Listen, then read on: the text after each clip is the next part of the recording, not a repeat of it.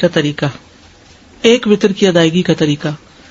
عائشہ رضی اللہ تعالی عنہا سے روایت ہے، انہوں نے فرمایا کہ رسول اللہ صلی اللہ علیہ وسلم ہر 2 رکعت پر سلام پھیرتے تھے اور ایک وتر پڑھتے تھے، یعنی چاہے آپ 3 رکعتیں پڑھنا چاہتے ہیں تو 2 رکعتیں پڑھ کے پھر ایک الگ رکعت۔ ٹھیک، آپ نے کبھی حرم میں وتر پڑھے؟ مختلف طرح سے پڑھاتے ہیں نا، کبھی تو 3 ایٹ اسٹریچ پڑھا دیتے ہیں اور کبھی کیا کرتے ہیں 2 کے بعد سلام پھیر دیتے ہیں اور پھر ایک کھڑے ہو کے پڑھتے ہیں۔ تو ایک طریقہ یہ ہے۔ 3 وتروں کی ادائیگی کا طریقہ، نماز وتر کو مغرب کی طرح 2 تشہد کے ساتھ نہیں پڑھا جائے گا، یعنی اگر 3 وتر پڑھنے ہو تو 1 تشہد اور 1 سلام، یا پھر 2 تشہد اور 2 سلام کے ساتھ پڑھے جائیں گے۔ مغرب کی طرح نہیں ہونے چاہیے وتر۔ مغرب میں کیا ہوتا ہے 2 رکعت کے بعد آپ تشہد پڑھتے ہیں، پھر 1 رکعت کھڑے ہو کر پھر آپ نماز پڑھی کرتے ہیں۔ وتر میں یہ نہیں ہوگا۔ وتر میں کیا ہوگا، 3 رکعتیں کٹھی پڑھ کے آخر میں بیٹھیں گے، ایک طریقہ۔ دوسرا 2 پڑھ کے سلام پھیر کے پھر ایک اور الگ پڑھیں گے۔ ابن عمر سے مروی ہے، انہوں نے کہا رسول اللہ صلی اللہ علیہ وسلم وتر اور 2 رکعتوں کے درمیان سلام کے ذریعے فصل فرماتے تھے اور ہمیں سلام کی آواز سنواتے تھے۔ ٹھیک ہے، اونچی آواز سے سلام کرتے تھے۔ حضرت عائشہ سے مرفوعاً مروی ہے کہ آپ صلی اللہ علیہ وسلم 1 رکعت وتر پڑھتے اور 2 رکعتوں کے بعد آخری رکعت ادا کرنے سے پہلے باتیں بھی کر لیتے تھے، یعنی جب سلام ہو گیا تو پھر اس کے بعد آپ بات بھی کر سکتے ہیں۔ اس سے یہ پتہ چلتا ہے کہ چاہے 3 وتر کی نیت سے آپ پڑھ رہے ہیں 2 رکعت، تب بھی اس 2 رکعتوں کے بعد کوئی بات چیت کرنی پڑے تو کر سکتے ہیں۔ 3 رکعتیں 1 2 3 بغیر تشہد کے 3 رکعتیں پڑھ کے تیسری میں پھر التحیات اینڈ تک پڑھنا، ایک طریقہ یہ ہے۔ دوسرا کیا ہے 2 رکعتیں پڑھ کے سلام پھیر کے پھر ایک اور رکعت پڑھ کے اس کو وتر بنانا۔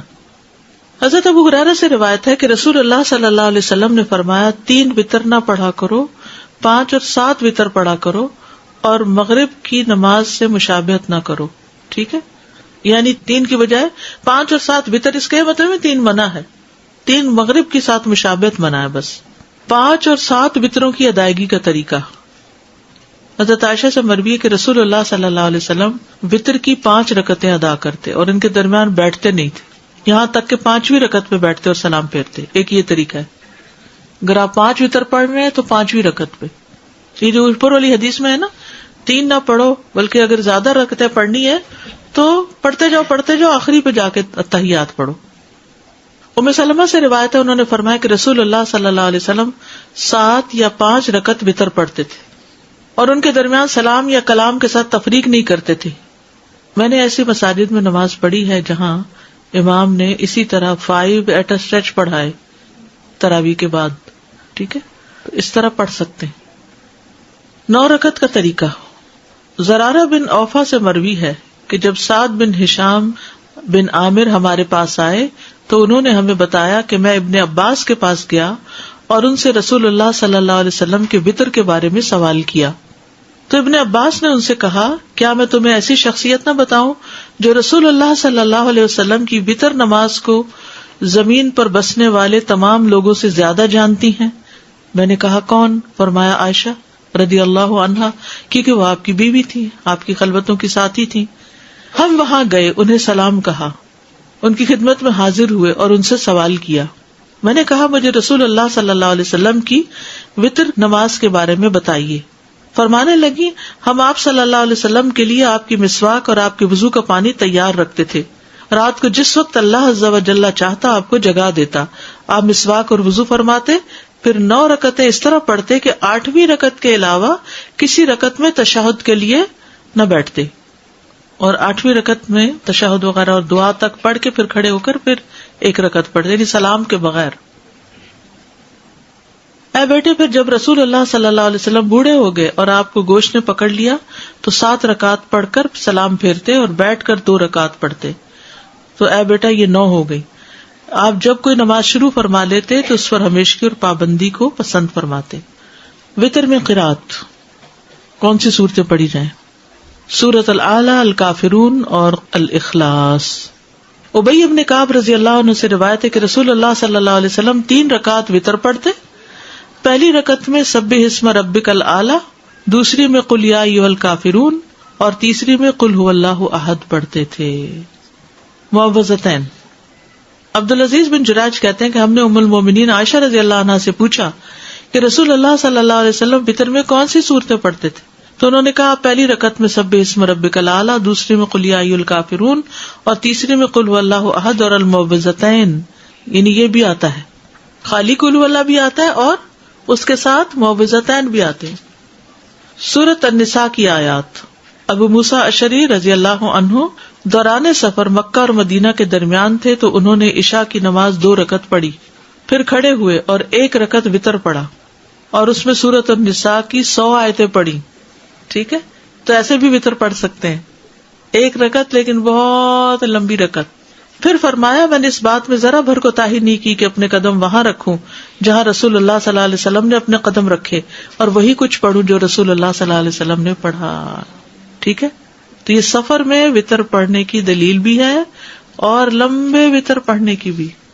یعنی آپ اگر عشاء کے ساتھ وتر پڑھنا چاہتے ہیں تو سورۃ الاعلی اور کافرون اور اخلاص پڑھ کے ختم کر دیں، اور اگر آپ صبح تہجد کے وقت پڑھنا چاہتے ہیں تو 2 کر کے آپ الگ سے بھی 3 وتر پڑھ سکتے ہیں، اور آپ 8 رکعتیں ایٹ اسٹریچ پڑھ کے بیٹھ کے پھر 9ویں پہ بھی پڑھ سکتے ہیں.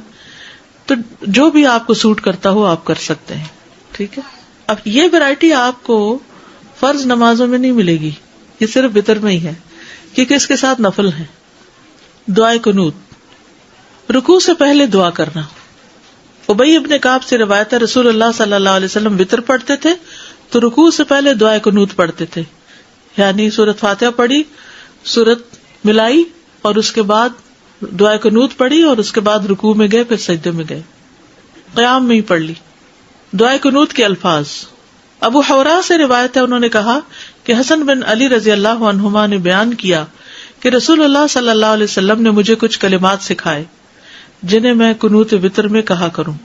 اللہم اہدنی فی من ہدیت، وعافنی فی من عافیت، وتولنی فی من تولیت، وبارک لی فیما اعطیت، وقنی شر ما قضیت، انک تقضی ولا یقضی علیک، وانہ لا یذل من والیت ولا یعز من عادیت، تبارکت ربنا وتعالیت. ٹھیک ہے. ایک اور دعا. علی بن ابی طالب رضی اللہ عنہ سے مروی ہے کہ رسول اللہ صلی اللہ علیہ وسلم اپنے وتر کے آخر میں یہ کہا کرتے تھے: اللہم انی اعوذ برضاک من سخطک وبمعافاتک من عقوبتک واعوذ بک منک لا احصی ثناء علیک انت کما اثنیت علی نفسک.